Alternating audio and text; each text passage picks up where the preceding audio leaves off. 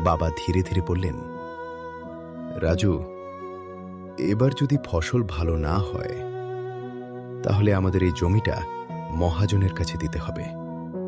এটাই শেষ সুযোগ। রাজুর বুক কেঁপে উঠল। এই জমিটাই ছিল তাদের সবকিছু। সেদিন বিকেলে রাজু একা মাঠে গেল। চারদিকে শুকনো মাটি। সে জমিটার দিকে তাকিয়ে চুপ দাঁড়িয়ে রইল। হঠাৎ তার মনে পড়ল স্কুলের স্যারের কথা। নতুন পদ্ধতিতে চাষ করলে ফলন বাড়তে পারে। বাড়ি ফিরে রাজু বলল, বাবা, আমরা কি এবার একটু অন্যভাবে চেষ্টা করতে পারি?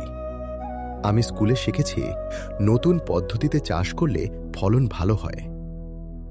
বাবা একটু অবাক হলেন। তারপর ছেলের চোখের আত্মবিশ্বাস দেখে বললেন, ঠিক আছে রাজু, এটাই আমাদের শেষ সুযোগ। আমরা চেষ্টা করব।